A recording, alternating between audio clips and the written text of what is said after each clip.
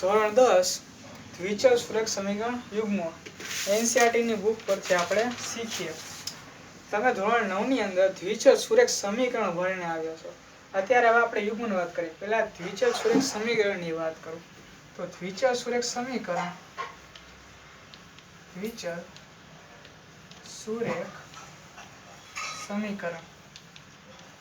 વ્યાપક સ્વરૂપ આ પ્રમાણે હતું: ax + by + c બરાબર 0.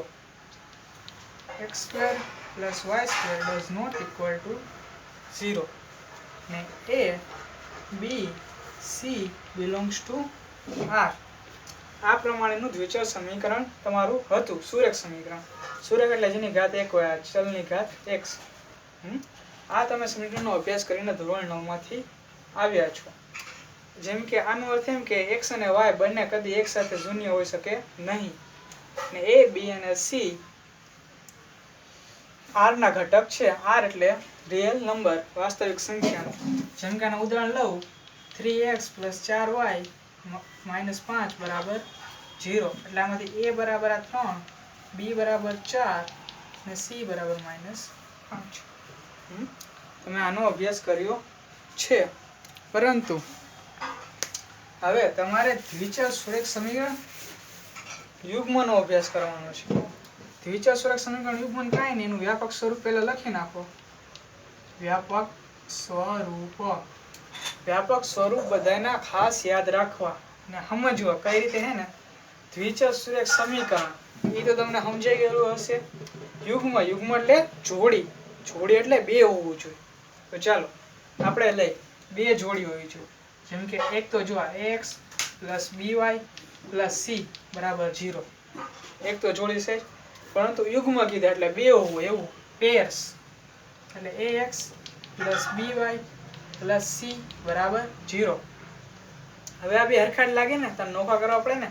આને બે બાજુ હું 1 1 કહી દઉં ને આ 2 2 કહી દઉં. એટલે a1x + b1y + c1 બરાબર 0. a2x + b2y + c2 બરાબર 0.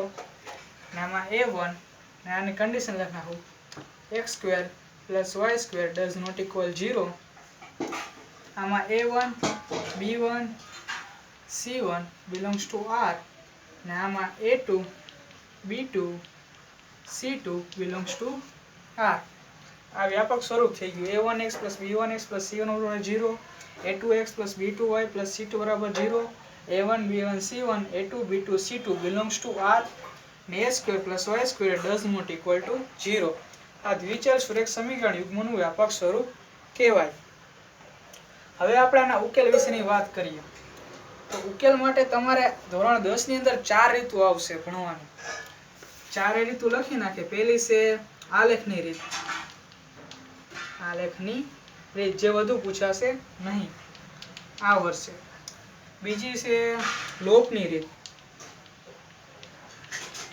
ત્રીજી છે આદેશની રીત. ને ચોથી છે ચોકડી ગુણાકાર. ને સાવ સહેલી ઈઝી રીત છે ચોકડી ગુણાકાર. લોપની રીત પણ સહેલી જ છે જો તમને સમજાય તો. બાકી જે છોકરાઓ નથી ક્યાં સમજાતું એ ચોકડી ગુણાકારની રીત કરે. એક સૂત્ર આવે, થઈ ગયું કામ આપણું. ને છેલ્લે એક એક્સરસાઇઝ છે જે એમાં તમને આદેશ ધારવાનું આવે. આદેશ ધારો કરીને એક રીત આવે. પણ આપણે મુખ્ય મેન 4 રીતો છે અને છેલ્લે એક સ્વાધ્યાયની અંદર આદેશ ધારીને કરવાની રીત હોય. આને આ રીતમાં બહુ કન્ફ્યુઝન કરતા નહીં, હરખી જ છે. પરંતુ આપણે વિડિયો લેક્ચરમાં કરી નાખશે હરખું. એટલે એ રીતું છે. અને આપણે આવતા લેક્ચરની અંદર આલેખની રીતથી શરૂઆત કરીશું. આ અત્યારનો પ્રસ્તાવનાનો લેક્ચર હતો. હજી આગળના વિડીયો જોવો હોય તો સબસ્ક્રાઇબ ને લાઈક કરો મારી ચેનલને.